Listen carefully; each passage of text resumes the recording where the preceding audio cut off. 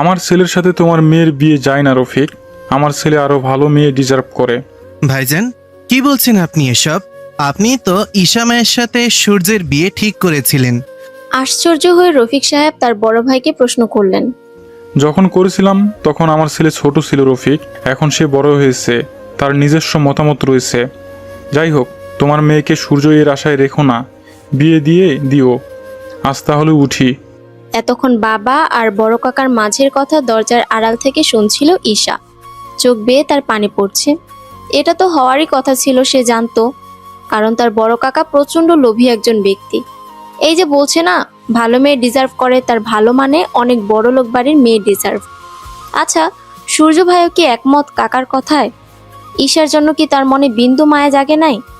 নিজের ভাবনায় ডুবেছিল, তখন তার বাবা তাকে ডাক দিল। ঈশা মা, একটু শুনে যা তো। চোখের পানি মুছে সে বাবার কাছে এগিয়ে গেল। কি হয়েছে বাবা তোমার? কিছু বলবে? আরে তেমন কিছু না, শোন, আজকে কলেজ থেকে ফেরার দরকার নেই। তোর মামা আছে না, সে তোকে যেতে বলেছে। তোর মাও ওই বাড়িতেই গেছে। আচ্ছা বাবা, তুমি যাবে না? আমি আর আম্মা একা একা ওখানে কি করব? আজ তো লামিয়া আপুকে দেখতে আসবে পাগলি। যা, ভালো লাগবে। আর আমি একা থাকতে পারবো, চিন্তা করিস না। বাবার কথায় আমি রেডি হয়ে বেরিয়ে পড়লাম কলেজের উদ্দেশ্যে। আমি ঈশা রহমান, এবার ইন্টার প্রথম বর্ষে পড়ি। মা বাবার একমাত্র মেয়ে। আমার বাবা একজন আর্মি ছিলেন, কিন্তু বিগত 1 বছর ধরে তার হার্টের সমস্যার কারণে রিটায়ার্ড হয়েছেন। আমার মা রাফিয়া বেগম একজন স্কুল টিচার। সূর্য ভাই হলো আমার বড় কাকার ছোট ছেলে। খুব ছোটবেলায় নাকি বড় কাকাই বলেছিলেন সূর্য সেটেল হলে আমাকে তার পুত্রবধূ করবেন, কিন্তু সময়ের সাথে সাথেই তার মতও পাল্টে গেল। সূর্য ভাই যখন ওয়েল সেটেল, তখন সে আর আমাকে বউ বানাবে না, তাই আমার বাবাকে ওইভাবেই বলে গেলেন। এতে অবশ্য আমার কিছু যায় আসে না, কারণ আমি এসব নিয়ে ভাবিনি। ক্লাস শেষ করে মামার বাড়ির উদ্দেশ্যে রওনা দিলাম। আমরা মধ্যবিত্ত হলে কি হবে, আমার মামা কিন্তু উচ্চবিত্তদের পর্যায়ে পড়ে। আমার বাবার 2 ছেলে 1 মেয়ে, ইফরাত ভাইয়া, আরাফাত ভাইয়া আর লামিয়া আপু। আমি শুধু আরাফাত ভাইয়া আর লামিয়া আপুকেই চিনি, আর ইফরাত ভাইয়াকে কখনো দেখিনি। আমি ছোট থাকতে নাকি আমি ওনার জন্য পাগল ছিলাম অনেক। উনি ছাড়া কিছু বুঝতাম না। যখন আমার বয়স 6, তখন ভাইয়াকে লন্ডন পাঠিয়ে দেওয়া হয়েছিল। জানি না কেন, মামার বাসায় গিয়ে দেখি কত আয়োজন করা হয়েছে। আমাকে দেখে মামি এগিয়ে আসলো। কিরে, এত দেরি করলি কেন? তোর আপু খেপে গেছে তোর উপর। যা গিয়ে দেখা করে আয়। আচ্ছা যাচ্ছি। আম্মু কই দেখছি না কেন? তোর আম্মু তো রান্না করে, আমি গেলাম উপরে। আমি এবার দৌড়ে উপরে উঠতে লাগলাম, আর সিঁড়ির সাথে পা লেগে পড়ে যেতে নিয়ে জোরে চিৎকার দিয়ে চোখ বন্ধ করে নিলাম। আমার চিৎকার শুনে সবাই চলে আসলো, কিন্তু আমি এখনো ব্যথা পাইনি কেন? আমি পড়ে না গেলাম, এখনো ব্যথা পাচ্ছি না কেন আল্লাহ? তাহলে কি আমি মরেই গেলাম নাকি? এই অসভ্য বাদর, চোখ খোল। তুই কি সব বলতাছস? আম্মুর আওয়াজ পেয়ে আমি এক চোখ খুলে দেখিও মা, আমাকে কে যেন সিনেমার হিরোদের মতো ধরে রেখেছে। ওনার দিকে তাকিয়ে আমি ক্রাশ খেয়ে গেলাম। আল্লাহ! এই মেয়ে এইভাবে তাকায় আছো কেন? সোজা হয়ে দাঁড়াবা না, আমি ফেলে দিব স্টুপিড। এতক্ষণ যা ভালো ভাবছিলাম এরে নিয়ে ধমক খেয়ে সব শেষ। কি খারাপ লোক! গাল ফুলিয়ে উঠে দাঁড়িয়ে দেখি সবাই আমাদের দিকে তাকিয়ে আছে। আম্মু তো চোখ বড় বড় করে তাকিয়ে আছে, মনে হয় আমাকে সেই চোখ দিয়েই শেষ করে দিবে। আমি আমতামতা করে আবারও দৌড় লাগালাম আপুর ঘরের দিকে। এই আবার দৌড় দিছস? আর একবার পড়লে কে বাঁচাবে? এই মেয়েকে নিয়ে আমি আর পারি না ভাবি। আরে রাফিয়া, ইস্যু তো বাচ্চা মানুষ, বড় হলে ঠিক হয়ে যাবে। আম্মু, ওরে তোমার কোন দিক দিয়ে বাচ্চা মনে হয়? ষাঁড়ের মতো মাইয়া, তারে আবার বাচ্চা বলে? ইফরাত, ইস্যুরে নিয়ে এসব বললে মেরে ফাটিয়ে দিব। ও কিন্তু সবার ছোট, ভুলে যাস না। কিভাবে ভুলবো আমি তাকে? ভুলার মতো নাকি ওই আটার বস্তা? মা গো, আমার হাত শেষ। আমি সেই যে লামিয়া আপুর রুমে এসে বসছি, আর নামি নাই। এদিকে লামিয়া আপু কি সুন্দর লাগছে তা দেখে আমি একদম ফিদা হয়ে গেছি। আপু মাশাআল্লাহ, তোমাকে কি সুন্দর লাগছে। আজকে দেখে তো দুলাভাই একদম ক্লিন ব্লোড হয়ে যাবে। যা দুষ্টু, এভাবে কেউ বলে? তুই ইফরাত ভাইয়ার দিকে অমন ভাবে তাকাইছিলি কেন? ইফরাত ভাইয়া মানে? ওইটা ইফরাত ভাইয়া? ছি ইস্যু, কাকে নিয়ে কি ভাবছিস তুই? মনে মনে কথাগুলো আওড়াচ্ছিলাম, তখন লামিয়া আপু ধাক্কা দিল। কি হয়েছে? ধাক্কা দাও কেন? মনে মনে কি ভাবো আর হাসো তুমি? কি ব্যাপার, কারো প্রেমে পড়ছস নাকি রে ইস্যু? দৌড়! আমি আর প্রেম? How funny! ভাবছিলাম তো ইফরাত ভাইয়া আমাকে ধমক কেন দিল। আমি কি তাকে কিছু বলছি? তুই যেভাবে পড়তে নিছিলি, একবার ভাবছস পড়লে তোর অবস্থা কি হতো? আচ্ছা বাদ দাও, ড্রেস দাও তো। সারাদিন ক্লাস করে ঘেমে এখন খারাপ লাগছে, শাওয়ার নিবো আমি। আচ্ছা যা তুই ওয়াশরুমে, দেখ প্লাজো আর গেঞ্জি আছে, পরে আয়, দেন ড্রেস বার করে রাখছি আমি। আমার কিউটি পাই আপু। আমি গেলাম, তুমি থাকো। শাওয়ার নিয়ে বের হলাম, চুল মুছতে মুছতে তখন আমার সামনের ব্যক্তিকে দেখে আমি স্পিচলেস। উনিও হা করে আমার দিকে তাকিয়ে আছে। আমার হৃদস্পন্দন ক্রমাগত বেড়ে চলেছে। আমি যে চিৎকার দিব তখন উনি মেবি বুঝতে পারছে, দ্রুত বেগে এসে আমার মুখ চেপে ধরলো। এই স্টুপিড, যখন তখন এভাবে চেঁচাস কেন তুই? হ্যাঁ, আমি কিভাবে বলবো, উনি আমার মুখ তো নিজের হাত দিয়ে চেপে ধরে আছে, তাই তো চোখ বড় বড় করে তাকিয়ে আছি। কি হলো? বলস না কেন কিছু? কথা নাই কেন এখন? আর এগুলো কি পড়ছস? ছি ছি, এত খারাপ রুচি কেন? আজ না বাসায় মেহমান আসবে? যখন বুঝতে পারলো ইফরাত, তখন সে হাত সরিয়ে দূরে গিয়ে দাঁড়ালো। আপনি এখানে কি করছেন? হ্যাঁ, আপু কোথায়? হ্যাঁ হ্যাঁ, আর আমার ব্যাপারে এত কথা কেন বলেন? ইফরাত কিছু বলতে নিবে তখন লামিয়া চলে আসছে। ভাইয়া তোমাকে নিচে ডাকছে, তারা চলে আসছে। ইফরাত একবার ইস্যুর দিকে তাকিয়ে চলে গেল। লামিয়া দাঁড়িয়ে দাঁড়িয়ে ব্লাশ করছে। বেড থেকে ড্রেস নিয়ে সে এবার রেডি হয়ে গেল আর লামিয়াকে নিয়ে নিচে গেল। লামিয়াকে দেখতে আসা লোকদের দেখে তো ঈশা অবাক হয়ে হাঁ হয়ে তাকিয়ে আছে। মানুষগুলো আর কেউই না, সূর্য আর তার পরিবার। তারাও যে ঈশাকে দেখে অবাক হয় নাই এমন না, তারাও অবাক হয়েছে। তুই এখানে কি করছিস ঈশা? হ্যাঁ, তুই এই বাড়িতে কেন এসেছিস? তুই কি জানতি আমরা এখানে আসব? গম্ভীর কণ্ঠে জিজ্ঞেস করলো তার কাকা। সবার কথার মাঝখানে ঈশা ওর মামা মামিও মা এসে পড়লো। ঈশার মাও অবাক এদের দেখে।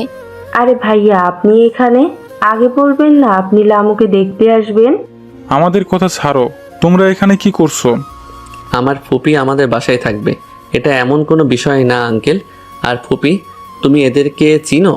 হ্যাঁ বাবা, এনারা হচ্ছেন ঈশার বড় কাকা আর তার পরিবার। আর ভাইয়া, আপনার হয়তো মনে নেই, আসফিক খান হলেন আমার বড় ভাই। শফিক সাহেব যে অবাক হয় নাই এমন না, তবু আমতা করে চুপচাপ বসলো। সূর্য এর দৃষ্টি তো ঈশাতে আটকানো। তা সবার চোখ এড়ালেও একজনের চোখ এড়ালো না। লামিয়া সূর্যের এক ঝলক দেখছে।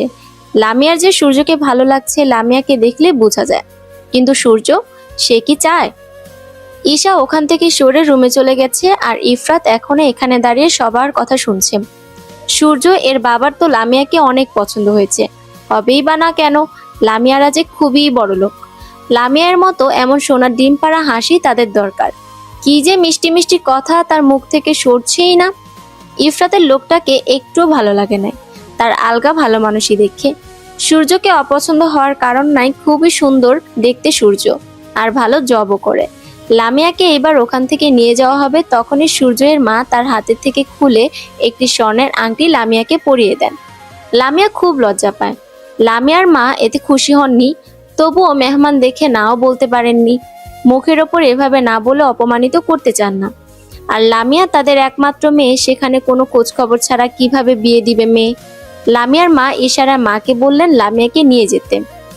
দেখেন ভাই সাহেব, আসছেন মেয়ে দেখছেন, কিন্তু এভাবে আপনাদের আমার মেয়েকে আংটি পরানো উচিত হয়নি। আমাদেরও ভাবার সময় দেওয়া লাগবে, আর লামিয়া এর মতামত জানা দরকার। আরে আপা, আপনার এমন মিষ্টি মেয়ে আমাদের খুব পছন্দ হয়েছে, তাই তো মেয়েকে গিফট করলাম। আর শুনেন আপা, এটা বড় ব্যাপার না, এরা আজকালের ছেলে মেয়ে। আপনি এক কাজ করুন, সবার থেকে পারমিশন নিয়ে না হয় সূর্য আর লামিয়াকে একা কথা বলার সুযোগ দিন। লামিয়ার মা সূর্যের দিকে তাকালেন। মাথা নিচ দিকে দিয়ে চুপচাপ বসে আছে ছেলেটি। লামিয়ার মায়ের যে সূর্যকে জামাই হিসেবে অপছন্দ এরকম না, তবুও সে মেয়ের ইচ্ছাকে প্রাধান্য দিবেন। ইফরাত সূর্যকে নিয়ে বাড়ির ছাদে যেতে বলল। ইফরাত একবার সূর্যের দিকে তাকালো, কিন্তু সূর্যকে দেখে বোঝার উপায় নাই এই ছেলের মনে কি চলছে। আমার সাথে আসুন আপনি। সূর্য এবার উঠলো, উঠে ইফরাতের সাথে হাঁটা ধরলো। ইফরাত লামিয়ার ফোনে মেসেজ করে বলছে ঈশাকে নিয়ে ছাদে যেতে। লামিয়াও বাধ্য মেয়ের মতো ঈশাকে নিয়ে হাঁটা দিল ছাদের দিকে। আচ্ছা, আপনি কি বিয়েতে রাজি মিস্টার সূর্য? সূর্য নির্বিকার ভঙ্গিতে তাকিয়ে আছে, কি বলবে বুঝতে পারছে না। তখন ছাদে ঈশা আর লামিয়া এসে উপস্থিত হয়। সূর্যকে দেখে লামিয়া অবাক, সে ভাবে না সূর্য এখানে থাকবে। লামিয়া, আম্মু তোকে আর ওনাকে কথা বলার জন্য এখানে পাঠিয়েছে। তোরা কথা বল, আমি আর ইস্যু সিঁড়িতেই আছি। ইফরাত ইসুর হাত ধরে নিয়ে নিচে নামা শুরু করলো। সূর্যের চোখ এবার লাল হতে শুরু করলো। কপালে বিন্দু বিন্দু ঘাম আর দৃষ্টি ইফরাতের হাতের দিকে সীমাবদ্ধ। লামিয়া নিচের দিকে তাকিয়ে আছে আর বিরক্ত হচ্ছে, আর ভাবছে কিছু বলছে না কেন লোকটা। আপনি কি কিছু বলবেন, না আমরা এভাবে দাঁড়িয়ে থাকবো? কি দিয়ে আমি শুরু করব তা বুঝতে পারছি না মিস। আপনি কি কাউকে ভালোবাসেন বা কাউকে পছন্দ করেন? এখন বলার মানে হয় না। তা আপনার কি মতামত এ বিয়ে নিয়ে? আপনি কি রাজি আছেন আমাকে বিয়ে করার জন্য? লামিয়া উত্তর কি দিবে সে লজ্জায় লাল হচ্ছে। কিভাবে এত সহজে লোকটা প্রশ্ন করে ফেললো। অন্যদিকে ইফরাত ঈশাকে নিয়ে নিচে নামার পর, আমার হাত ছাড়ুন ইফরাত ভাইয়া, আমি ব্যথা পাচ্ছি হাতে। তখন তো আমি কিছু বলতেই পারলাম না তোকে ঈশা। আয় হায়, তখনকার মাইর দেওয়া বাকি আছে না? আমার মুখে মুখে তর্ক করছিলি। তখনকার কথা মনে পড়তেই ঈশার গাল লাল হতে শুরু করলো লজ্জায়।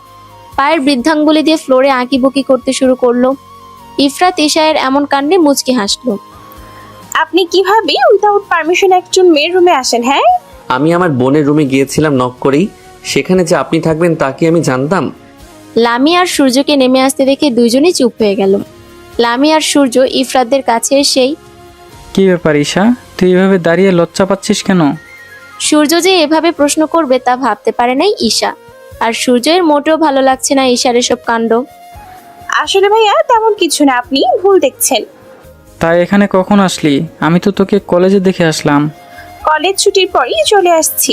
আচ্ছা ভাইয়া আমি গেলাম, লামিয়া আপু আসো। লামিয়া ঈশাকে নিয়ে চলে যেতে সূর্য আর ইফরাত নিচে আসলো। এতক্ষণ বড়রা কথা বলছিলেন। সূর্যকে আসতে দেখে সূর্যের বাবা বললেন, আপা, এবার আরেকবার একটু কষ্ট করে লামিয়া মাকে নিচে একটু রাখবেন। আরে এত কষ্টের কি আছে, ইস্যু লামিয়াকে নিয়ে একবার নিচে আসো তো। মামির আওয়াজ পেয়ে ঈশা লামিয়াকে নিয়ে আবার আসলো। কি ঝামেলা, শুধু উপর উঠা আর নিচে নামো। লামিয়াকে দেখে সূর্যের বাবা একটা খাম হাতে দিয়ে দেন। আর ওনারা চলে যাবার প্রস্তুতি নিচ্ছে, তখন সূর্য বলে ওঠে, ছোট মা, তোমরা বাসায় যাবে না? আসো তাহলে, তোমাদের ড্রপ করে দিব আমরা। হ্যাঁ বাবা, যাবো তো। এই ইস্যু যা, ব্যাগ নিয়ে আয়, একসাথেই যাই। আরে তুমি এখন কেন যাবা? আজকে থাকো, তোমার ভাই কিন্তু বকবে। আরে ভাবি, ঈশার বাবা একা বাসায়, লোকটা অসুস্থ তাই। ফুপি, তুমি গেলে যাও, ঈশা আজ এখানে থাকবে। এই নিয়ে আমি আর কোনো কথা শুনবো না। ইফরাতের গম্ভীর আওয়াজে আর কিছু বলল না ঈশারের মা। সূর্যের এসব মোটেও ভালো লাগছে না। অনেকক্ষণ হয়ে গেছে ঈশার মা চলে গেছেন। সেই থেকে যে লামের রুমে এসে ঈশা বসছে আর ওঠার নাম নাই। মামি অনেকবার এসে ঈশাকে ডেকে গেছে খাবার খাওয়ার জন্য, কিন্তু এই মেয়ের যাওয়ার নামই নাই। বসে বসে কি আকাশ পাতাল ভাবছে আর হাতের নখ কামড়াচ্ছে তা আল্লাহ ভালো জানেন। লামিয়া বেশ বিরক্ত হচ্ছে ঈশায়ের এমন কাজে। এই মেয়ে, এবার উঠে খেতে যাবি নাকি লাঠি এনে তোকে আমি পিটানো শুরু করব?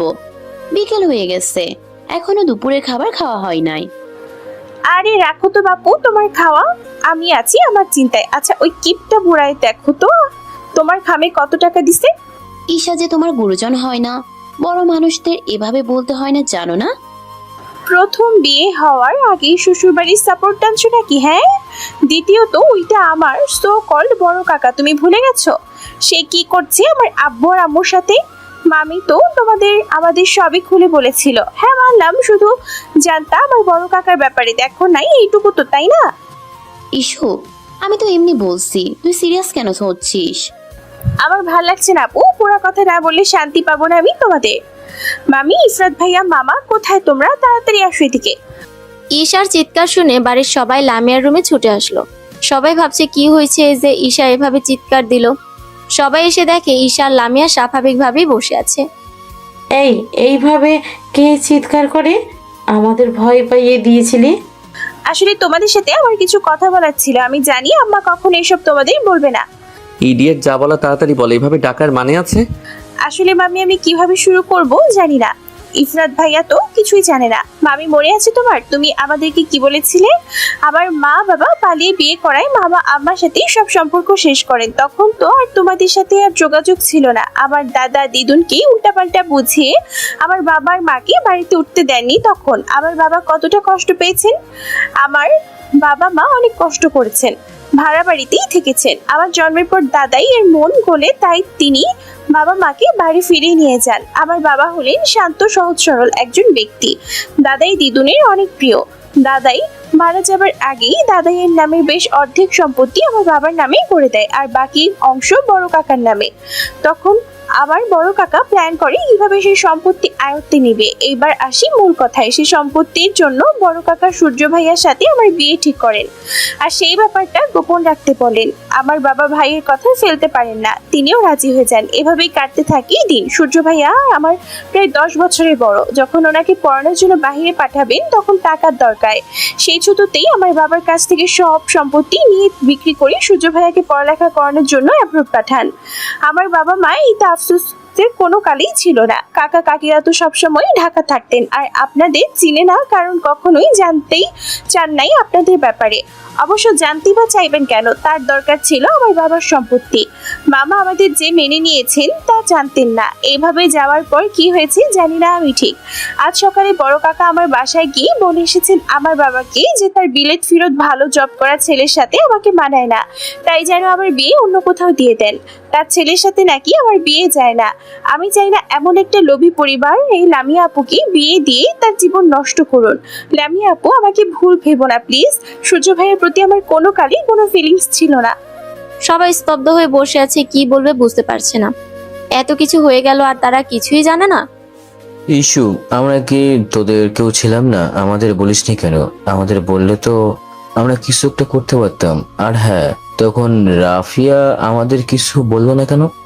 আপনি আমাকে চেনেন না মামা, এগুলো আম্মা কখনোই আপনাদের বলতেন না। আচ্ছা, এসব এখন বাদ দাও। আর যা বলার সূর্যের পরিবারকে তোর মামা বলে দিবেন। এবার যা, ফ্রেশ হয়ে খেতে বস। আম্মু, আজকে আমরা বাসায় খাবো না।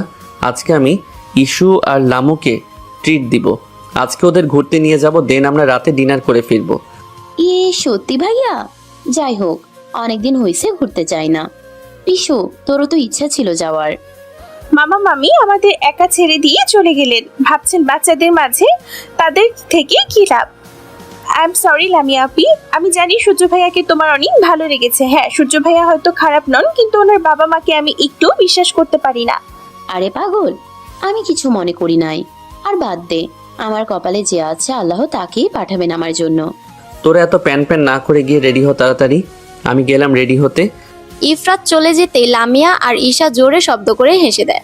লামিয়া ঈশা দুইজন তাড়াতাড়ি রেডি হয়ে নিচে নেমে ইফরাতের জন্য অপেক্ষা করছে। আচ্ছা লামিয়া আপু, আরাফাত ভাই আর ভাবি কবে আসবেন? অনেক দিন তো হয়েছে, তাদের কোনো খবরই নেই। ভাবি আর ভাইয়া হানিমুনে গেছে গাধি, এত তাড়াতাড়ি কিভাবে আসবেন? তখন ইফরাত নিচে নামছে। ইফরাতকে দেখে ঈশা হাঁ হয়ে তাকিয়ে আছে। আজকে ইফরাত ভাইয়াকে অনেক সুন্দর লাগছে। শ্যামবর্ণের মানুষ যে এত সুন্দর হতে পারে তা ভাবনার বাহিরে ঈশার। ইফরাত অতটা লম্বা নন, 5 ফুট 8 ইঞ্চি, আর গায়ের রং শ্যামবর্ণের। ঈশাকে এভাবে তাকিয়ে থাকতে দেখে মুচকি হাসলো ইফরাত। ওদের সামনে গিয়ে বলল, দুই চুন্নি এমন জঘন্য টাইপ সাজলি কিভাবে? আর ইস্যু, তোরে তো পেটনি লাগছে। এভাবে কেউ চুল ছাড়ে? বাহিরে গরম জানোস না? আর ধুলা ময়লায় চুলও নষ্ট হবে। দুইজন চুল গিয়ে বিনুনি করে আয়, আর মাথায় কাপড় দিয়ে ঢেকে আসবি যাতে চুল দেখা না যায়।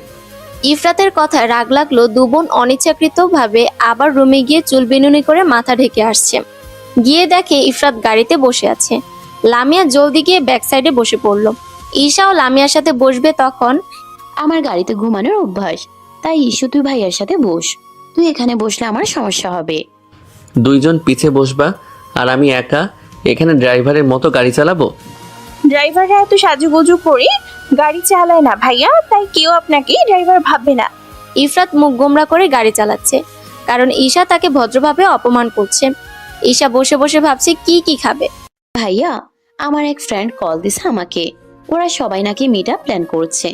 আমি বলছিলাম কি তুমি ইস্যুকে নিয়ে আলাদা ঘুরে আসো, আর আমাকে আমার ফ্রেন্ডসদের ওখানে দিয়ে এসো। আবার যখন বাড়ি যাবা ওখান থেকে পিক করে নিও। তাহলে ঠিক আছে, যা, সাবধানে থাকবি। আর আমি না আসা অবধি কোথাও যাবি না। আচ্ছা ভাইয়া, তোমরাও খুব এনজয় করো।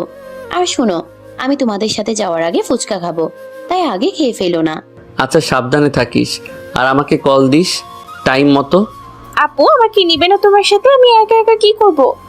আরে আমার ফ্রেন্ড সার্কেলের মধ্যে তুই কি করবি?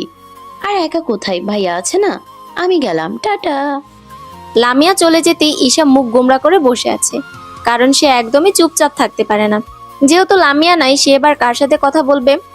ইফরাতের সাথে সে তো ততটা ইজি নয়। অন্যদিকে আপনার কথায় আমি ভাইয়াকে আর ইস্যুকে মিথ্যা বলে এসেছি। আপনি আমাকে কেন ডাকছেন? আর আমার নাম্বারই বা কোথায় পেলেন? দেখো, আমি তোমার নাম্বার কোথায় পাইছি সেটা ম্যাটার করে না। আমার অনেক জরুরি কথা ছিল তোমার সাথে, তাই এখানে ডেকেছি। সূর্য লামিয়াকে ফোন করে বলায় সে ইফরাত আর ইস্যুকে মিথ্যা বলে এসেছে। লামিয়া যে সূর্যকে ভালোবেসে ফেলেছে তা বলাই যায়, তাই সূর্য ডাকায় সে চলে এসেছে। কি বললেন আপনি আমাকে? আপনাদের কথা আমার আব্বু বলে দিবে। এই ছাড়া আপনার সাথে আমার কোনো কথা নাই। রেগে যাচ্ছ কেন তুমি? থামো, চলো রেস্টুরেন্টে গিয়ে বসে ঠান্ডা মাথায় কথা বলি। এমনিও এখানে অনেক গরম। না, আপনার সাথে আমার আর কোনো কথা নাই। আপনি এক কাজ করেন, চলে যান, আর আমিও চলে যাচ্ছি আমার রাস্তায়। দেখো, এটা রাস্তা, এভাবে কথা বললে লোকে কিভাবে তাকায়? তুমি শুধু আমার অল্প কিছু কথা শুনবা। লামিয়া অনেক ভেবেচিন্তে সূর্যের সাথে হাঁটা দিল। সূর্য হাঁপ ছেড়ে বাঁচলো। ইফরাত আর ঈশা রেস্টুরেন্ট থেকে খাবার খাওয়া শেষ করে বাইরে হাঁটছে। ঈশা আগে আগে আর ইফরাত তার পিছে পিছে। ইস্যু চল তো, সামনের পার্কে গিয়ে বসি। খাবার বেশি খাওয়া হয়ে গেছে, আর হাঁটতে পারছি না। ইস্যু ইফরাতের কথায় জোরে হাসা শুরু করলো। ইস্যু এর এমন হাসি দেখে আশেপাশের মানুষ অদ্ভুতভাবে তাকিয়ে আছে। তারা হয়তো ভাবছে মেয়েটা কি পাগল হয়ে গেল যে মাঝ রাস্তায় এভাবে হাসছে। ইফরাতের এবার রাগ হচ্ছে, মেয়েটার কি বুদ্ধি নাই যে এভাবে জোরে জোরে হাসছে। ইফরাত এবার ঈশার হাত টেনে ধরে নিয়ে যাচ্ছে পার্কের দিকে। আরে ছাড়ুন, আপনি রাক্ষসের মতো গিলছেন আর পরে বলেন হাঁটতে পারবেন না, আবার বলেন হাঁটতে পারেন না, আর আমি হাসলেও দোষ? হ্যাঁ, বলা শেষ করে আবারও হাসতে লাগলো ইস্যু। এবার ইফরাত জোরে এক ধমক দিল। আরেকবার হাসলে আমি সবার সামনে থাপ্পড় লাগাবো। আচ্ছা আর হাসবো না, চলেন না ওই লেকের ধারে একটু বসি। ইফরাত আর ইস্যু গিয়ে লেকের পাশে বসে। দুজনই নীরব, কিভাবে কথা শুরু করবে বুঝতে পারছে না তারা। ইফরাত নিজের মনে জমানো সব কথা বলে দিতে চায়, কিন্তু কোথাও একটা বাধা আছে যার জন্য সে বলতে পারছে না হয়তো। ইস্যু, সত্যি করে আমাকে কিছু বলবি? যা জিজ্ঞেস করব তার সঠিক জবাব দিতে পারবি। কি জিজ্ঞেস করবে ভাইয়া? প্রশ্নগুলো সঠিক হলে তার উত্তরও সঠিক পাবেন। সূর্যকে নিয়ে তোর চিন্তা ভাবনা কি? তোদের ছোটবেলায় বিয়ে ঠিক হয়েছিল, এটা নিয়ে তোর মনে কোনো ফিলিংস জন্মায়নি? ইস্যু একটু অবাক হলো যে আজ হঠাৎ ইফরাত তাকে এসব কেন জিজ্ঞেস করছে। সত্যি বলতে আমি বুঝতাম না ওই সময় তারা এসব ঠিক করে। প্রথম প্রথম আত্মীয়রা আমাকে সূর্যর বউ বলে আমাকে অনেক রাগ হতো। আমি চুপ করে হজম করতাম, আর ততই আমি সূর্য ভাইয়া থেকে দূরে থাকতাম। আমার মনের মধ্যে শুধু ঘুরতো তিনি আমার বড় ভাই, ওনাকে আমার ভাই ছাড়া আর কিছুই মনে হতো না। আমি তার থেকে সবসময় দূরে থাকতাম। এটা ওনার পছন্দ হতো না, তাই আমাকে মাঝে মাঝে অনেক বকা দিত। যতই বড় হতে লাগলাম আর কাকা কাকির আসরও বেরিয়ে আসতে শুরু করলো। আমার বাবাকে ঠকানোর জন্য তাদের প্রতি ঘৃণা ছাড়া আমার কিছুই আসে না। আমি তাদের প্রচন্ড ঘৃণা করা শুরু করি। তবে সূর্য ভাইয়াকে তার পরিবারের বিরুদ্ধে কখনো কথা বলতে দেখিনি, আর এরপর থেকে আমি একেবারে ভাইয়ার সাথে কথা বলা বন্ধ করে দেই। সূর্য ভাইয়ার জন্য আমার মনে কোনো ভালোবাসা নেই, আর না আছে শ্রদ্ধা। অনেক মনোযোগ দিয়ে ইফরাত ইস্যুর কথা শুনছিল।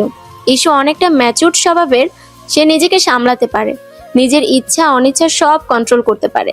তবে মেয়েটা খুব বাবা ভক্ত। বাবা বলতে সে অজ্ঞান। হয়তো প্রতিটা মেয়েই বাবার পাগল হয়, বাবাকে তো তারা খুব ভালোবাসে। চারদিকে তাকিয়ে দেখে সন্ধ্যা নামছে। ব্যস্ত নগরীর সবাই খুব ব্যস্ততায় যাওয়া আসা করছে। পার্ক থেকে এবার তাদের বেরোনো উচিত। আবার লামিয়াকে পিক করবে তারও একটা ব্যাপার আছে।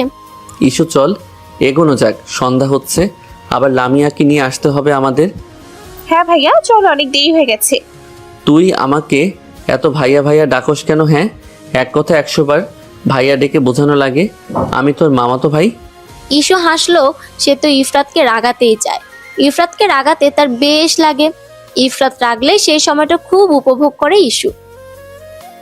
লামিয়া চুপচাপ সূর্যের কথা শুনছে মন দিয়ে। তার মোবাইলের রিংটোনে ধ্যান ফিরল। ফোন হাতে নিয়ে দেখলো তার ভাই কল দিয়েছে। হ্যালো ভাইয়া। হ্যাঁ, আমার তো হয়ে গেছে।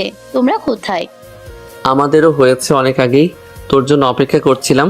তুই কল দিচ্ছিলিস না, তাই আমি দিয়ে দিলাম। শোন, কই আসোস, অ্যাড্রেস দে। আরে তোমার আশা লাগবে না, শোনো, তোমরা হানিফ মামার ফুচকার দোকানে গিয়ে ওয়েট করো, আমি আসছি। আচ্ছা তাড়াতাড়ি আসিস, কিন্তু আমি অপেক্ষা করব। লামিয়া কল কেটে সূর্যের দিকে তাকিয়ে বিদায় নিল। আসার সময় লামিয়ার মধ্যে যে রাগ ছিল, যাওয়ার সময় তার ছিটে ফোটাও নাই। সে মুচকি হেসে সূর্য থেকে বিদায় নিয়ে বেরিয়ে গেল। লামিয়া চলে যেতে সূর্য শয়তানে হাসি দিল। যা বলার সে তো লামিয়াকে বলেছেই। কি ভেবেছিলিস তুই ইস্যু?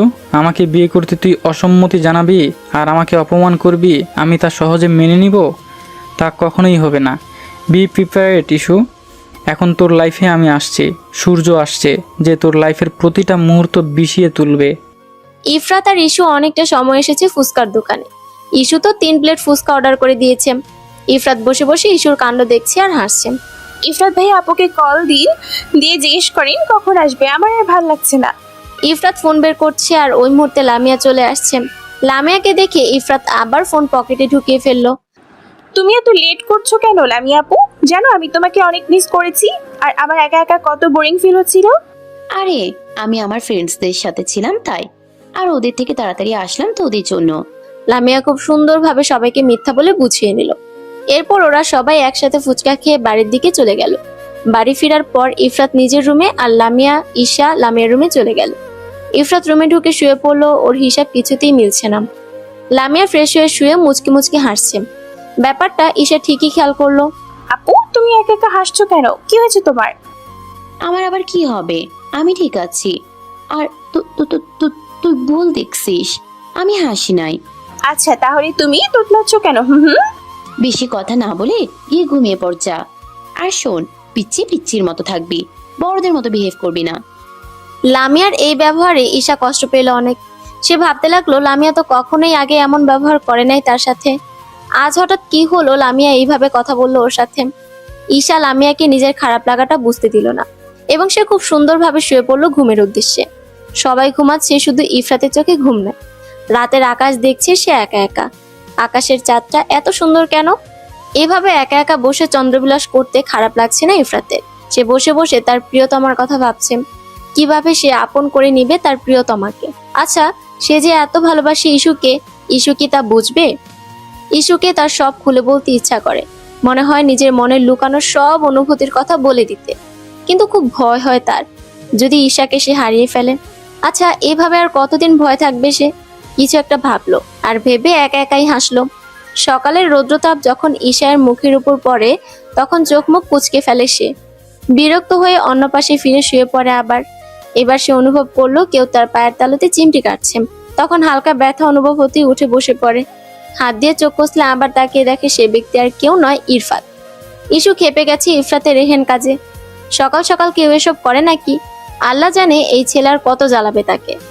আপনি এরকম করলেন কেন? আমি কি ক্ষতি করেছি আমার যে পায়ের তালুতে আপনি চিমটি কাটবেন? হ্যাঁ, আর এত জলদি আমার ঘুম ভাঙানোর ইবা কি ছিল? এত বেলা অবধি কোনো মেয়ে মানুষই বা তোর মতো নাক ডেকে কুম্ভকর্ণের মতো ঘুমাই বলত? আর কি ঘুমের বাহার তার? আর কি বললি এত তাড়াতাড়ি 11টার বেশি বাজে আর তুই এখনো ঘুমাস? কি বলেন 11টা? আরে আজকে আমার 8টায় প্রথম ক্লাস ছিল। আল্লাহ শেষ, আমি ঘুম থেকে যতক্ষণ না উঠালেন আমাকে আরেকটু আগেই উঠাতেন, তাহলেই তো কলেজে যেতে পারতাম। দূর। আহারে, আমাকে উনি ওনার কাজের লোক বানায় রাখছে না? সকাল সকাল ঘুম থেকে উঠাবো? ভাইয়া আপনি শুধু মেয়েদের মতো ঝগড়া করার সুযোগ খোঁজেন কেন? হ্যাঁ, হাই, মেয়েরা হয়তো ঝগড়া করে না যতটা আপনি আমার সাথে ঝগড়া করেন। কি বললি তুই? কি বললি তুই? আমি ঝগড়া করি? আমাকে ঝগড়াইটা বললি? তুই শেষ আজকে ইস্যু। ভাইয়া আমি তো মজা করছি, আমাকে মাফ করে দাও। তোমার হাতে মাইর খাইলে আমি মরে যাব, তাই আমার মতো নিষ্পাপ বাচ্চাকে ছেড়ে দাও। ঈশায়ের এমন বাচ্চামের কথায় ঈশাকে ছেড়ে দেয় ইফরাত। হেসে বলে ইস্যুকে ফ্রেশ হয়ে তাড়াতাড়ি নিচে যাইতে নাস্তা করতে। ঈশা ফ্রেশ হতে গেলে ইফরাতও নিচে চলে যায়। নিচে ওর মা বাবা লামিয়া সোফায় বসে গল্প করছে।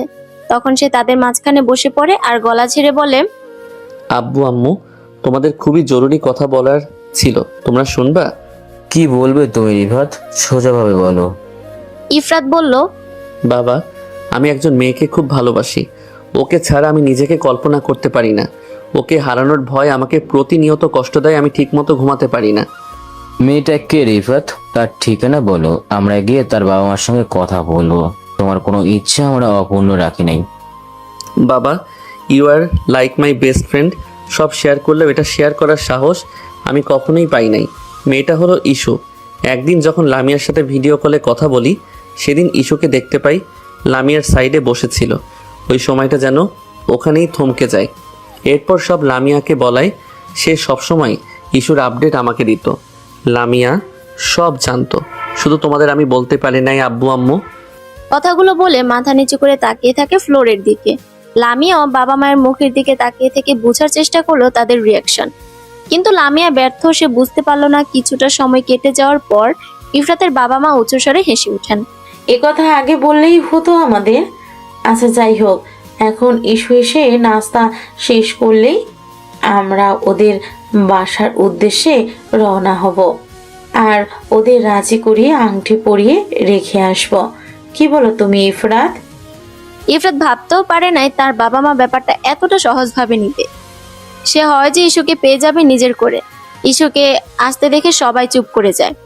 ইস্যু আসায় সবাই কথা থামায় ফেলছে। এটা দেখে ইস্যু বলে ওঠে, আমাকে ছাড়া সবাই আড্ডা দিচ্ছে, আবার আমাকে দেখি চুপ হয়ে গেল। বাহ, যাও, আমি কারোর সাথেই কোনো কথাই বলবো না।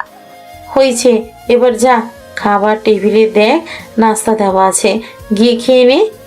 এরপর আবার আমরা তোদের বাসায় যাব তোকে দিয়ে আসতে। সত্যি মামি, তুমি যাবে আমাদের বাসায়? আমি একা না, সবাই যাবে। এবার খেয়ে নে। ইস্যু খেতে বসলে ইফরাতও তার পাশে বসে পড়ে। দুজন চুপচাপ খাচ্ছে। ইফরাত ফিসফিস করে ইস্যুকে বলছে, আমাকে অনেক জ্বালাইছোস, আজকে এমন ব্যবস্থা করব যে এরপর থেকে আমার জ্বালানো সহ্য করবি তুই। ইস্যু মুখে খাবার নিয়ে হাঁ করে ইফরাতের দিকে তাকিয়ে আছে, আর ইফরাত মনের সুখে নিজের মতো করে খাচ্ছে। ইফরাত আর ইফরাতের পরিবার ঈশাদের বাসায় আসছে অনেকক্ষণ। ইফরাত, লামিয়া, ঈশা ঘুরতে বের হয়েছে, কারণ বড়রা কথা বলবে সেখানে তাদের অ্যালাউ করে নাই। ঈশাদের বাড়ির সামনে বড় একটি বাগান, আর তার কিছু দূরে সূর্যদের বাড়ি। সূর্যের রুম থেকে ঈশাদের বাগান স্পষ্টভাবে দেখা যায়। ইফরাত আর ঈশা আগে আগে হাঁটছে, লামিয়া একটু আস্তে আস্তে হাঁটছে।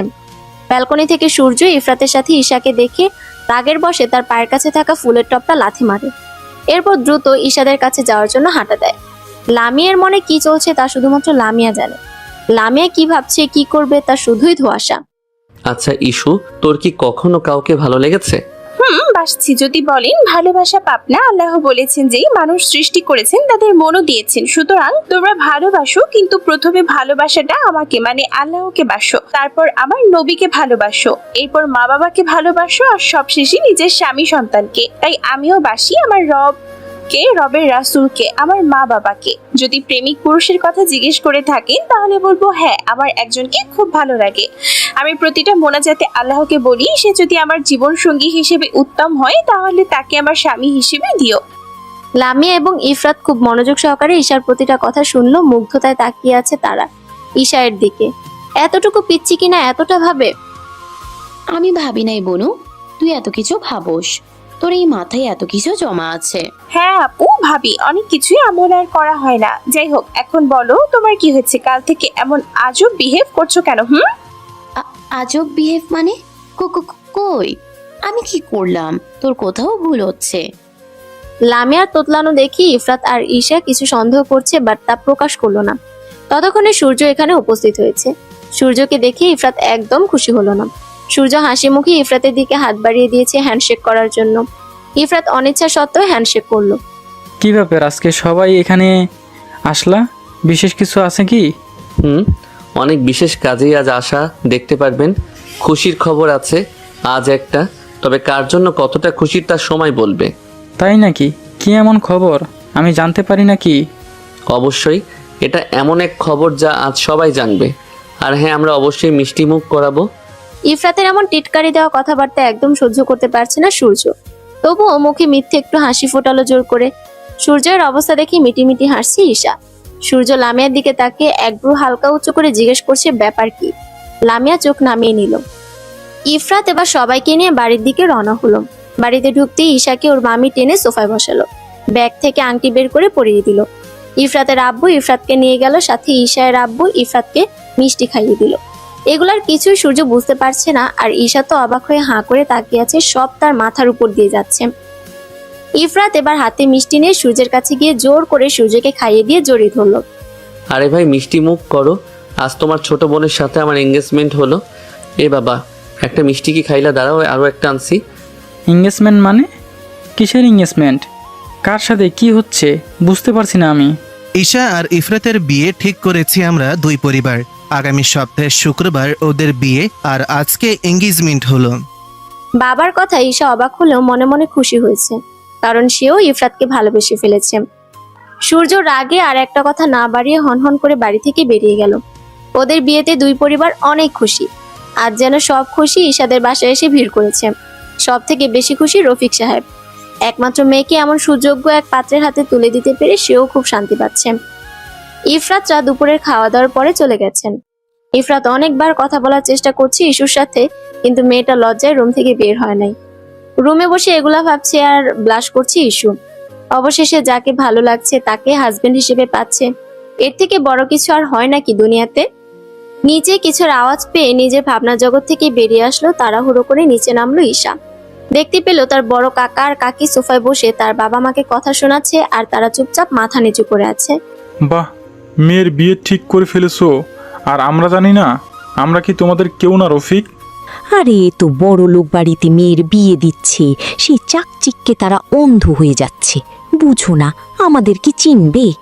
সূর্যের মায়ের এইসব কথায় রাগ লাগছে ইস্যুর, তবুও চুপচাপ দাঁড়িয়ে শুনছে। তেমন কিছুই না ভাইজান, আজকে ভাইয়া ভাবি হঠাৎ এসে বলল, এমন ভাবে আর না করতে পারি নাই, আপনাদের তো একটু পরেই জানাতাম। হইছে, এইবার তুমি থামো রাফিয়া, আর বলা লাগবে না। আমি জানি তোমার ভাই বড় লোক, আর এই কারণেই তোমার মেয়েকে আমাদের সূর্যের সাথে বিয়ে দিব না বলায় লামিয়ার সাথে বিয়ে ভেঙে দিয়ে সেই শোধ নিলে। আর যা মনে হচ্ছে ঈশার সাথে ওই ছেলের মনে হয় আগে থেকেই সম্পর্ক, তাই না? কি বলছেন ভাবি আপনি? এমন কিছুই না, এগুলো আপনার ভুল ধারণা। আর বলতে হবে না, এইভাবে আর আমার চুল পাকে নাই বইন, বুঝি আমি সব। অনেক হয়েছে চাচি, অনেক শুনেছি আর না। কি এখানে আমার বাবা মাকে ইনসাল্ট করতে আসছেন? হ্যাঁ, অনেক সহ্য করছি আপনাদের কটু কথা, আর না আপনাদের বলার প্রয়োজন মনে করি না আমি। আপনারা কারা? হ্যাঁ, আমার বাবাকে সবসময় ছোট করবেন আপনি বড় বলে? থামো তুমি ঈশা। আর রফিক, তোর মেয়ে এত অসভ্য, ঠিকঠাক শিক্ষা দিতে পারস নাই নাকি? বড় কাকার সাথে কিভাবে আচরণ করছে?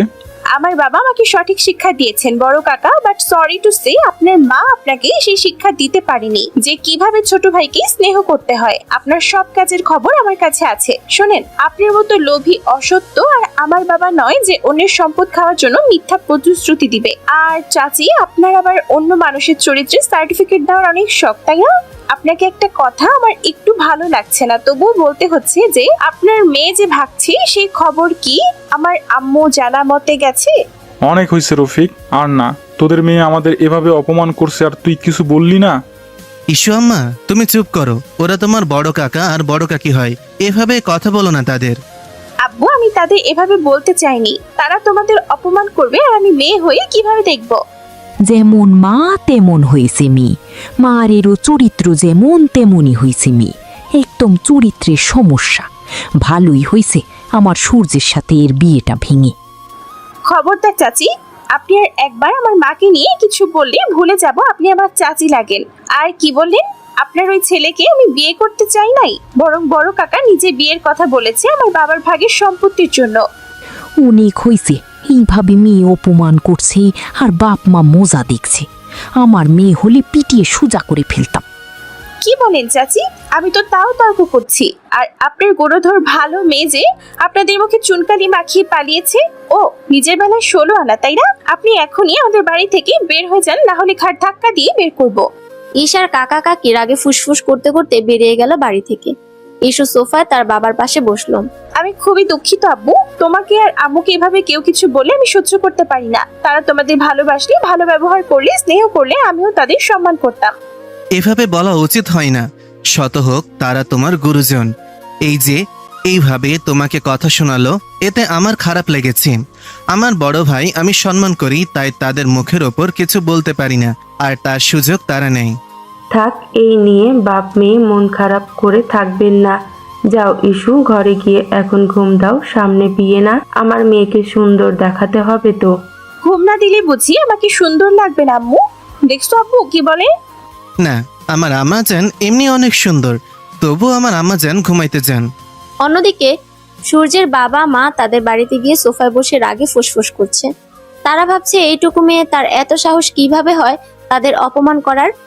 ঈশার থেকে এইভাবে অপমানিত হয়ে ফিরবে এটা ভেবে কখনোই ওই বাড়িতে যায় নাই।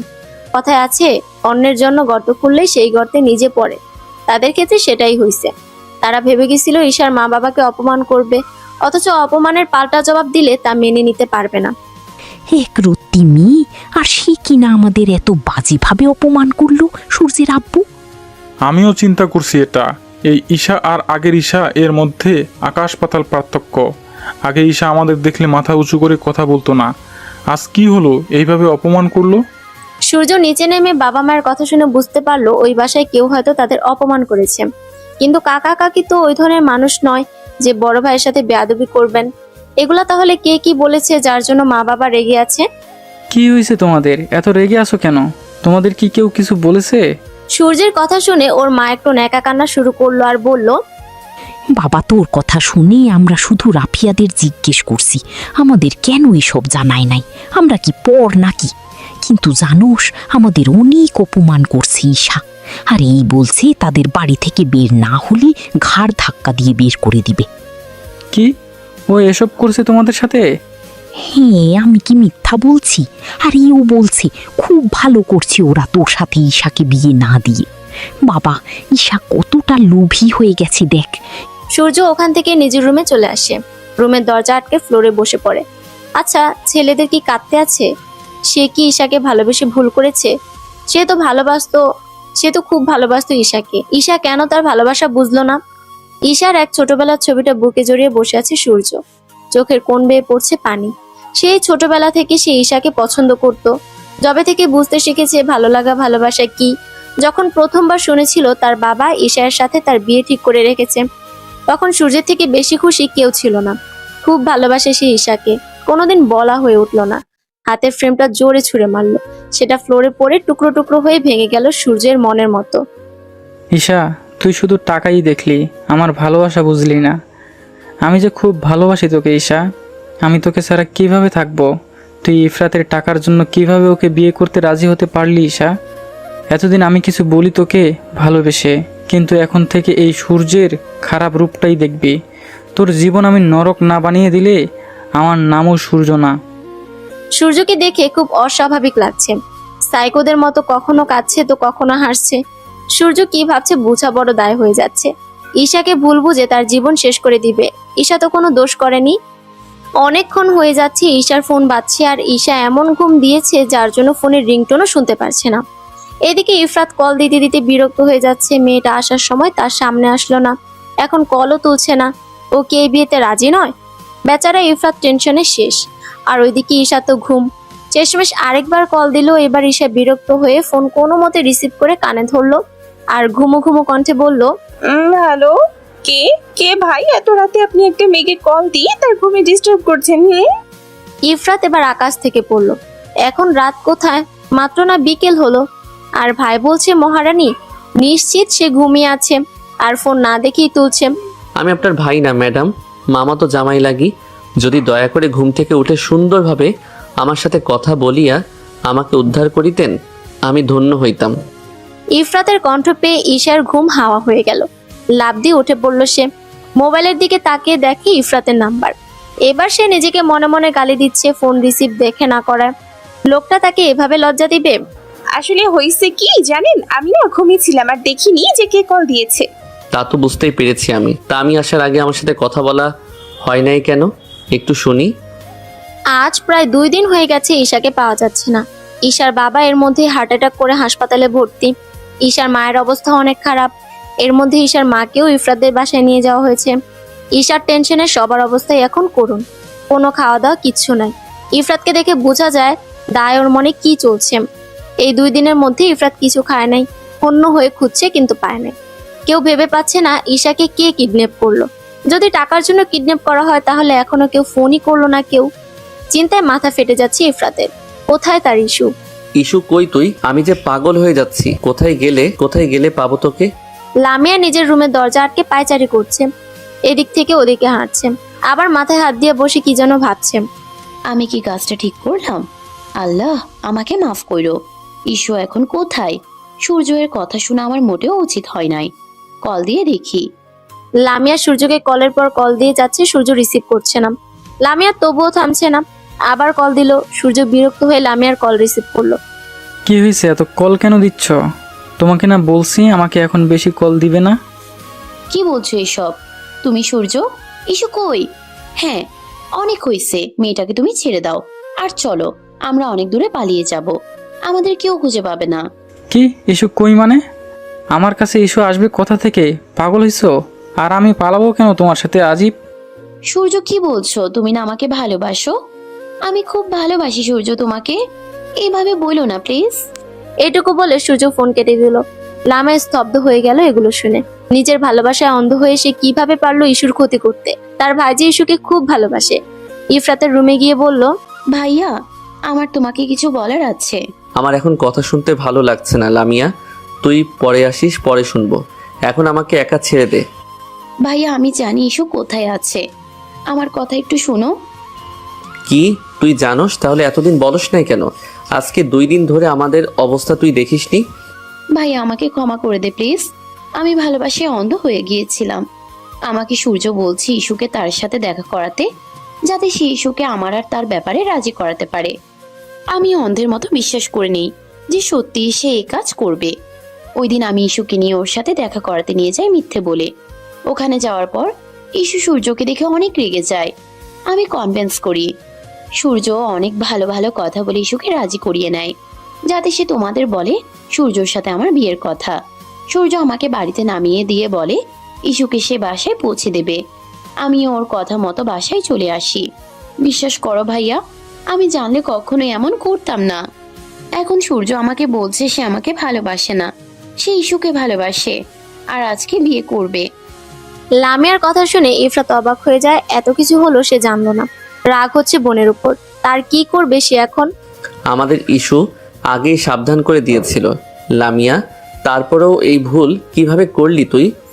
আমার ভুল হয়ে গেছে ভাইয়া, তুমি ইস্যুকে বাঁচাও। যেই নাম্বার থেকে কল আসছে ওইটা দে, থানায় দিলে তারা ট্র্যাক করে নিবে। কুইক। এক পুরনো বাসায় বেঁধে রাখা হয়েছে ইস্যুকে। ইস্যুর অবস্থা খুব খারাপ, দেখে বোঝা যাচ্ছে ইস্যুকে খুব মেরেছে। গাল কেটে রক্ত শুকিয়ে গেছে, গালে থাপ্পড়ের দাগ স্পষ্ট ফুটে আছে, চুলগুলো এলোমেলো চেয়ারের সাথে লেপ্টে আছে মেয়েটা। তখন ওইখানে সূর্য আসলো, এসে পাগলের মতো বিহেভ শুরু করলো। আই এম সরি ইস্যু পাখি, আমি তোকে অনেক কষ্ট দিয়েছি। কি করব বল, তুই তো আমার কথা শুনতেই চাস না। আমি তোকে খুব ভালোবাসি পাখি, তুই কেন আমার সাথে এমন করলি? তোমার কোথাও ভুল হচ্ছে ভাইয়া, আমি কিছু করিনি তোমার সাথে, আমাকে ছেড়ে দাও প্লিজ, আমার খুব কষ্ট হচ্ছে। অনেক কষ্ট হচ্ছে? আচ্ছা আমি ছেড়ে দিব, আগে বল আমাকে বিয়ে করবি এক্ষুনি তাহলে? ভাইয়া, আমি তোমাকে ভালোবাসি না, কিভাবে বিয়ে করব বলো? আমি ইফরাতকে ভালোবাসি। ইফরাতের নাম শুনতেই রেগে গেল সূর্য। ইফরাত? ইফরাত ছাড়া আর কোনো নাম নাই তোর? হ্যাঁ। ঈশাকে আবারও থাপ্পড় দিল। থাপ্পড়টা অনেক জোরে দেওয়ার কারণে ঈশা ওখানে জ্ঞান হারালো। 2 দিন ধরে ঈশাকে খাবার দেওয়া হয় নাই, তার উপর এত অত্যাচার মেয়েটা সহ্যই বা করবে কিভাবে? তুই কেন আমার ভালোবাসা বুঝোস না পাখি? আমি কতটা ভালোবাসি তোকে। ইফরাতের মধ্যে এমন কি আছে যা আমার মধ্যে নাই? ঈশার হাতের উপর হাত রেখে বলে যাচ্ছে, আমি তোকে মারতে চাই না, কিন্তু ইস্যু তুই আমাকে এত রাগিয়ে দিস কেন পাখি? একবার রাজি হয়ে গেলে তো আমি তোকে আর মারবো না, খুব ভালোবাসবো। তোকে মারলে তো আমার বেশি কষ্ট হচ্ছে পাখি।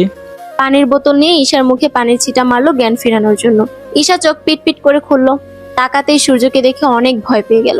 ভয় পাবেই বা না কেন, কাল থেকে মেয়েটার সাথে যে ব্যবহারই না করলো। আমি শেষবারের মতো জিজ্ঞেস করছি ইস্যু, আমাকে বিয়ে করবি কিনা? না, আমি তোমাকে ভালোবাসি না, তাহলে বিয়ে করার প্রশ্নই ওঠে না। আমি মরে গেলেও করবো না বিয়ে তোমাকে। এদিকে ইফরাত, হ্যালো স্যার, নাম্বার কি ট্র্যাক করতে পেরেছেন আপনারা?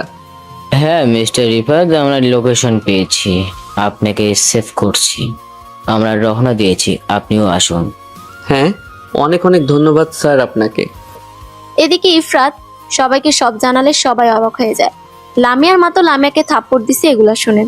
অন্যদিকে তাহলে তুই আমাকে বিয়ে করবি না? ওকে ফাইন ইস্যু, তুই যদি এই সূর্যের না হোস তাহলে আর কারো হতে পারবি না, আমি হতে দিব না। পকেট থেকে ব্লেড বের করলো সে, আর ইস্যুর সামনে হাঁটু গেড়ে বসলো। কি কি কি করতে চাইছো তুমি ভাইয়া? প্লিজ এমনটা করো না, আমাকে ছেড়ে দাও। তোকে তো মুক্তি দিব আমি এই জগৎ থেকে চিরতরে। ওপারে ভালো থাকিস আর আমার জন্য অপেক্ষা করিস জান। হাতের ব্লেড দিয়ে ঈশার ডান হাতের রগের উপর জোরে টান মারলো। ব্যথায় ঈশা চিৎকার দিয়ে উঠলো। হাত থেকে অনর্গল রক্ত ছড়া শুরু করলো। সূর্য চিৎকার করে কান্না করা শুরু করলো আর বলতে লাগলো, আমাকে কেন ভালোবাসলি না তুই? আজকে আমার কথা শুনলে আমাদের গল্পটা ভিন্ন হতে পারতো। কোথায় আপনি ইমরান? দেখেন আপনার ইস্যুর খুব কষ্ট হচ্ছে, প্লিজ আমাকে বাঁচিয়ে নিন। খুব কষ্টে আবছা আবছা এই কথাগুলো আওড়াচ্ছে ইস্যু।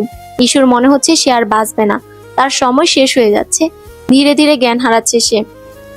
আমাকে বিয়ে করতে কেন অস্বীকার জানালি তুই ইস্যু? ইফরাতের টাকা দেখে? আজ বিয়ে তুই না ভাঙলে তোর সাথে আমার তাহলে এত কিছু হতো না। আমিও রাগ করে বাবার কথায় লামিয়াকে দেখতে যেতাম না, শুধু তুই না বলায়। আমার দোষ নাই ভাইয়া, তুমি সত্যি না জেনে এই কাজ করলা। আমার কথা বলতে কষ্ট হচ্ছে, না হয় আমি বলতাম তোমাকে সব। যাই হোক, এইসবের জন্য অনেক পস্তাবা তুমি ভাইয়া। ইস্যু জ্ঞান হারিয়ে ফেলছে। ইস্যুর কথা সূর্য অবাক। কোনো সত্য সে জানে না। কিসের সত্যি কথা না জানার কথা বললো? ইস্যুর কাছে গিয়ে ইস্যুকে উঠানোর চেষ্টা করছে। এই ইস্যু, টাকা কিসের কথা বলস তুই? পুরো কথা বল। টাকা বলছি তুই কে? তাকাচ্ছিস না কেন? ইস্যু, শুনতে পাচ্ছিস আমার কথা? হায় আল্লাহ, আমি এসব কি করলাম? এতক্ষণে ইফরাত ও পুলিশ নিয়ে সবাই চলে এসেছে এখানে। ইফরাত ইস্যুর অবস্থা দেখে দরজার সামনেই দাঁড়িয়ে আছে। সে স্তব্ধ হয়ে গেছে। সূর্যও চুপচাপ বসে আছে, তার মুখে কোনো কথা নাই। পুলিশরা দ্রুত এগিয়ে গেল। ইস্যুর নাকের সামনে আঙুল দিয়ে চেক করলো, এখনো নিঃশ্বাস নিচ্ছে। মিস্টার রিফাত, ওনাকে দ্রুত হসপিটালে নেওয়ার ব্যবস্থা করতে হবে, না হলে ওনাকে বাঁচানো যাবে না। ইফরাতের ধ্যান ফিরে আসতে সে ইস্যুকে কোলে তুলে নেয় আর বেরিয়ে যায় ওখান থেকে। পুলিশ সূর্যকে ধরে নিয়ে যাচ্ছে, কিন্তু সূর্য কিচ্ছু বলছে না। ইস্যুকে হাসপাতালে নেওয়ার পর ডাক্তাররা প্রথমে চিকিৎসা করতে চান নাই। ডাক্তাররা ভেবেছেন সুইসাইড কেস, তাই পুলিশকে ইনফর্ম করা লাগবে। ইফরাত ওসি সাহেবকে কল লাগিয়ে ডাক্তারের সাথে কথা বলিয়ে দেন। ডাক্তাররা তৎক্ষণাৎ ইস্যুর চিকিৎসা শুরু করেন। অনেকটা রক্ত বেরিয়ে যাওয়ায় ইস্যুকে রক্ত দেওয়া লাগবে। এতক্ষণে বাড়ির সবাই চলে আসছে সেখানে। ইস্যুর মা কিছু বলছে না। কি বা বলবে? সব যে তার ভাবনার বাহিরে হচ্ছে। ইফরাত সাহেব, আমাদের এক্ষুনি এ পজিটিভের এক ব্যাগ রক্ত লাগবে। রোগীর শরীর থেকে অনেক রক্ত বের হয়ে গেছে। আমার রক্তের গ্রুপ এবি পজিটিভ। ডাক্তার, আমি রক্ত দিব। ইস্যুকে লামিয়া রক্ত দেয়।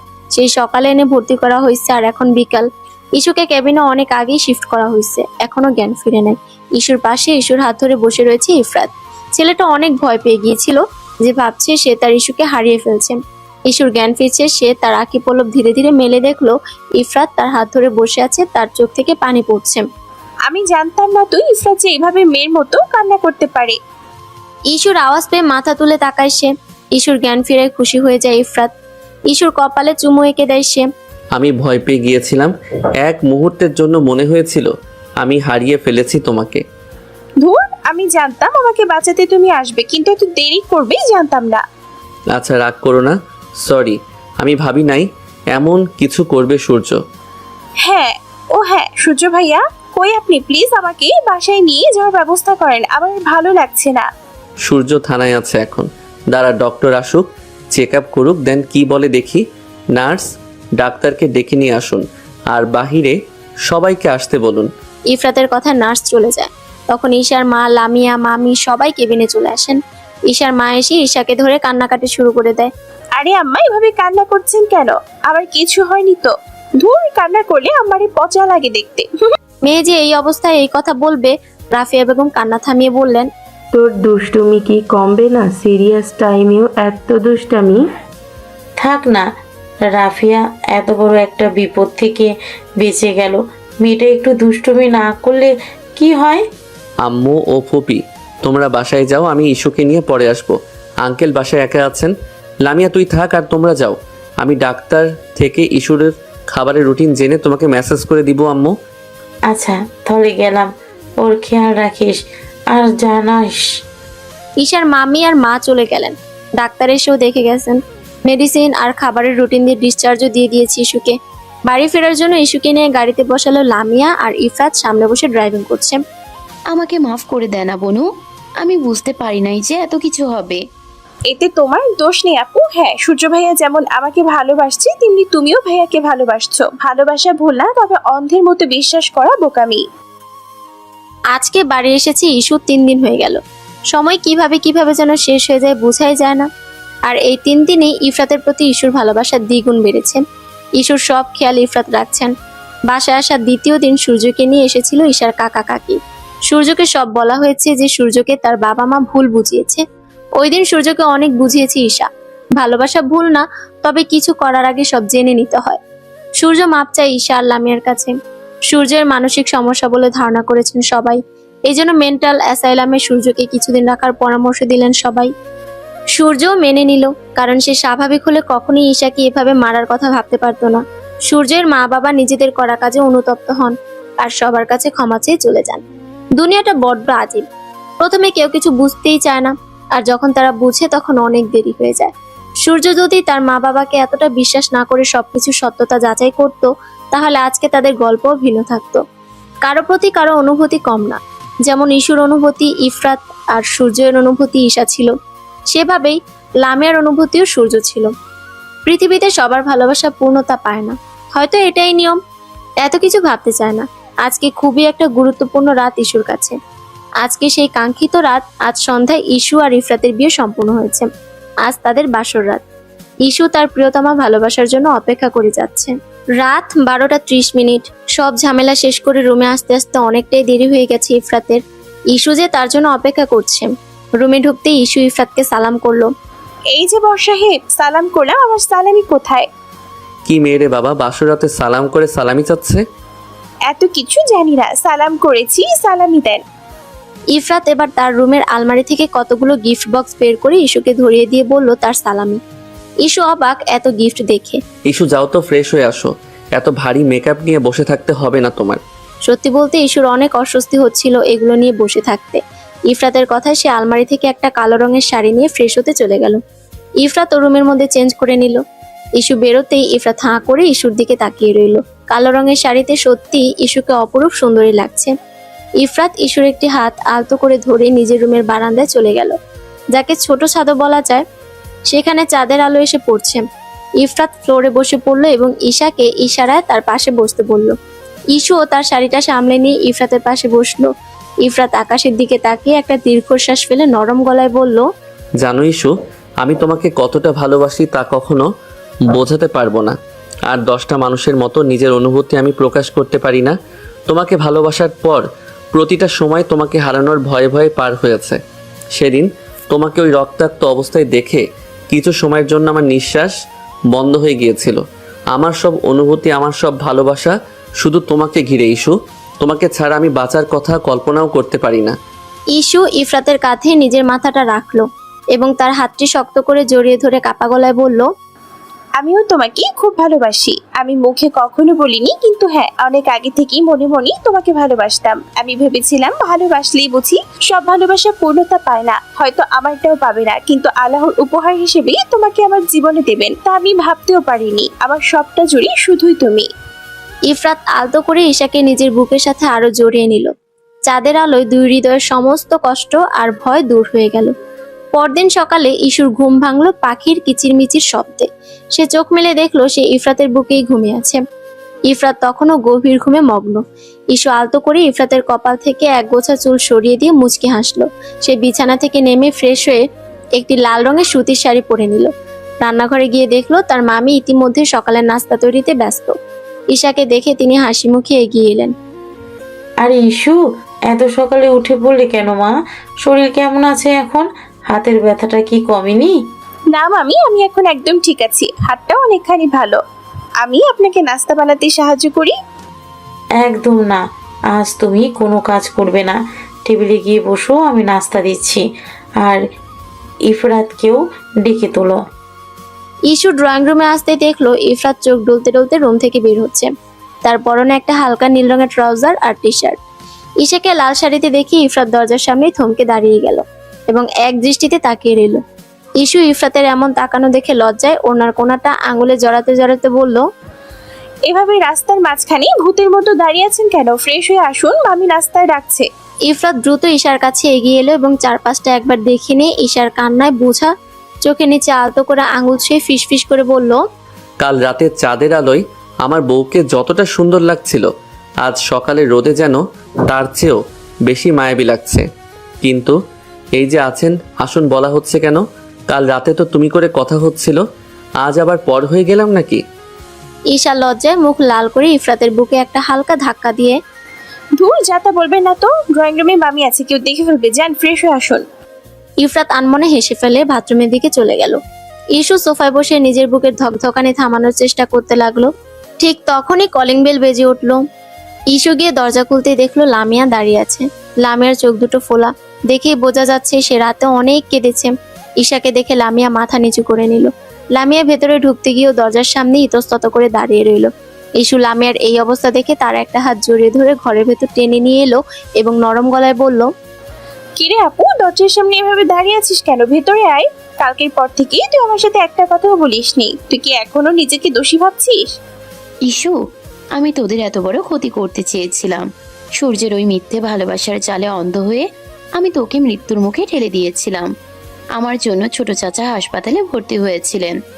আমি তোদের সামনে কোন মুখে দাঁড়াবো তা ভেবে পাচ্ছিলাম না রে। লামিয়ার কথা শেষ হতে ইফরাত ফ্রেশ হয়ে ড্রয়িং রুমে চলে এলো। লামিয়াকে কাঁদতে দেখে ইফরাতের মুখের ভাব কিছুটা গম্ভীর হলো, তবে সে বোনের পাশে এসে তার মাথায় হাত রাখলো। লামিয়া, মানুষ ভুল করতেই পারে, কিন্তু তুই যে সময় মতো সত্যটা আমাকে জানিয়েছিস তার জন্যই আজ ইস্যু আমার পাশে অক্ষত অবস্থায় বসে আছে। তুই নিজেকে আর কষ্ট দিস না, আমরা তোকে ক্ষমা করে দিয়েছি। ভাইয়ের মুখে ক্ষমার কথা শুনে লামিয়া ইফরাতকে জড়িয়ে ধরে ঢুকরে কেঁদে উঠলো।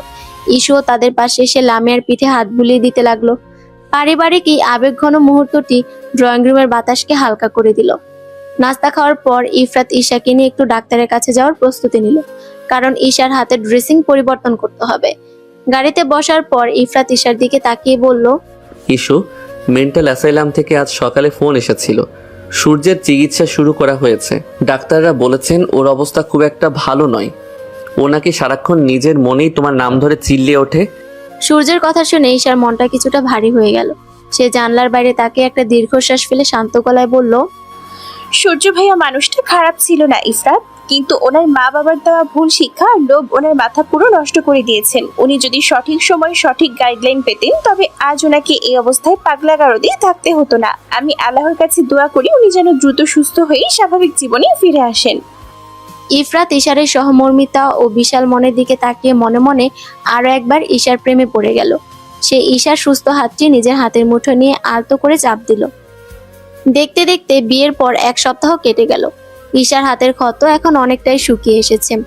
আজ ঈশাতের বাড়িতে একটি ছোটখাটো পারিবারিক অনুষ্ঠানের আয়োজন করা হয়েছে, যেখানে ঈশার বাবা মা এবং বড় কাকা চাচিও এসেছেন। সূর্যকে মেন্টাল অ্যাসাইলামে পাঠানোর পর সূর্যের বাবা মা নিজেদের ভুল বুঝতে পেরেছেন। তারা আজ রফিক সাহেবের সামনে হাত জোড় করে দাঁড়িয়ে আছেন। রফিক, আমাকে মাফ করে দে ভাই।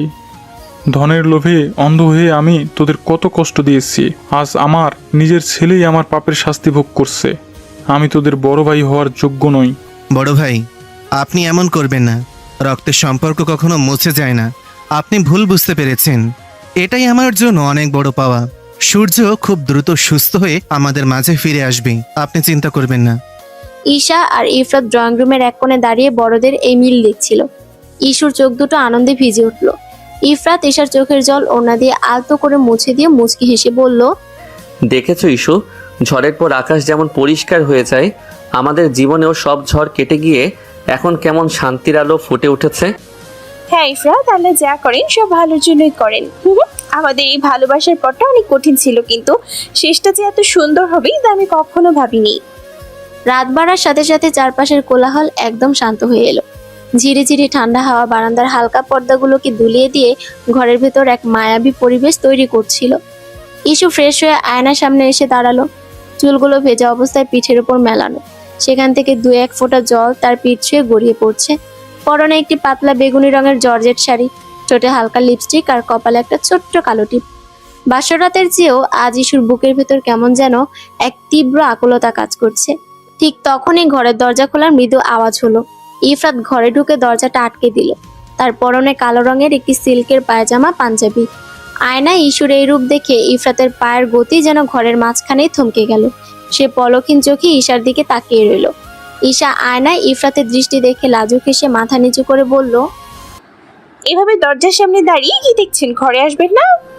ইফরাত কোনো কথা না বলে ধীর পায়ে ইস্যুর একদম পেছনে এসে দাঁড়ালো। ইস্যুর ভেজা চুলের সুবাস আর চন্দনের পারফিউমের গন্ধ ইফরাতের মনের ভেতরের সমস্ত নিয়ন্ত্রণ কেড়ে নিল। সে আলতো করে নিজের দুটি শক্ত হাত দিয়ে ইস্যুর নরম কোমর জড়িয়ে ধরল এবং ঈশাকে নিজের চওড়া পিঠের সাথে একদম লেপটে নিল। ইস্যু আচমকা এই উষ্ণতায় শিউরে উঠল। এবং চোখ দুটো বন্ধ করে ইফরাতের হাতের উপর নিজের হাত জোড়া শক্ত করে চেপে ধরল। ইফরাত ইসুর কানের লতিতে নিজের ঠোঁট ছুঁয়ে ফিসফিস করে ভারী গলায় বলল, আজ তোমাকে কোনো আছেন বা আসুন বলতে দেব না ইস্যু। আজ শুধু আমি আর তুমি। তোমাকে এত কাছে পাওয়ার জন্য এই দুটো দিন আমার কাছে 2 যুগের মতো কেটেছে, তা কি তুমি জানো? ইফরাতের ঠোঁটের উষ্ণ ছোঁয়া ইসুর ঘাড়ে লাগতেই তার পুরো শরীরে এক তীব্র কাঁপন সৃষ্টি হলো। সে কোনো রকমে নিজের আকুলতার সামনে নিয়ে ঘুরে ইফরাতের মুখোমুখি দাঁড়ালো। ইফরাতের চোখের দিকে তাকাতেই ইসু দেখলো সেখানে শুধু তার জন্য এক সমুদ্র ভালোবাসা আর তীব্র অধিকার বোধ চকচক করছে। ইসু ইফরাতের পাঞ্জাবির কলারটা নিজের আঙুলে জড়িয়ে ধরে লাজুক চোখে তাকিয়ে মৃদু স্বরে বলল, আমি তো আপনার সামনেই আছি ইফরাত, তাহলে এত অস্থির হচ্ছেন কেন? আমি তো আর কোথাও হারিয়ে যাচ্ছি না। ইফরাত ঈশার এই মিষ্টি কথা শুনে আর নিজেকে ধরে রাখতে পারল না। সে এক ঝটকায় ঈশাকে নিজের আরো কাছে টেনে নিল, যার ফলে দুজনের বুকের ধকধকানি একে অপরের সাথে মিশে গেল। ইফরাত ঈশার মুখটা নিজের 2 হাতের মুঠোয় নিল এবং তার ভেজা ঠোঁটের উপর নিজের বৃদ্ধা আঙ্গুল দিয়ে আলতো করে স্লাইড করতে করতে গভীর কণ্ঠে বলল, হারিয়ে যাওয়ার ভয়টা আমার মন থেকে কখনো যাবে না ইস্যু। যেদিন তোমাকে ওই রক্তাক্ত অবস্থায় দেখেছিলাম সেদিন আমার কলিজাটা ছিঁড়ে গিয়েছিল। আজ তোমাকে এই হালাল সম্পর্কে নিজের বিবাহিত স্ত্রী হিসেবে আমার বুকে জড়িয়ে ধরে মনে হচ্ছে আমি যেন কোনো স্বপ্ন দেখছি। বলো ইস্যু, তুমি শুধুই আমার। ইসুর চোখের কোণ দিয়ে আনন্দের এক ফোঁটা জল গড়িয়ে পড়ল।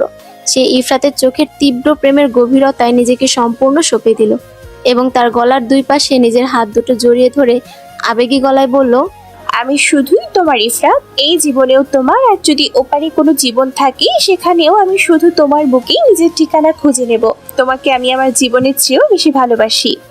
ইসুর মুখে এই প্রথম সরাসরি ভালোবাসার এমন চরম স্বীকারোক্তি শুনে ইফরাতের মনের সব বাঁধ ভেঙে গেল। সে আর এক মুহূর্ত দেরি না করে মাথা নিচু করে ইসুর গোলাপি ঠোঁটের ওপর নিজের ঠোঁট ডুবিয়ে দিল। ইসু প্রথমটায় তীব্র আবেগে শিউরে উঠল, পরক্ষণেই ইফরাতের চুলগুলো নিজের আঙুলে শক্ত করে চেপে ধরে এই গভীর ও চরম ভালোবাসার মিলনে সাড়া দিল। ঘরের হালকা ডিম লাইটের আলো আর বাইরের ঠান্ডা হাওয়া যেন তাদের এই স্বর্গীয় প্রেমের সাক্ষী হয়ে রইল। বেশ কিছুক্ষণ পর ইফরাত ঈশার ঠোঁট থেকে নিজের ঠোঁট সরিয়ে নিল এবং ঈশাকে একটানে নিজের কোলে তুলে নিল। ইসু লজ্জায় লাল হয়ে ইফরাতের বুকে নিজের মুখটা লুকিয়ে নিল।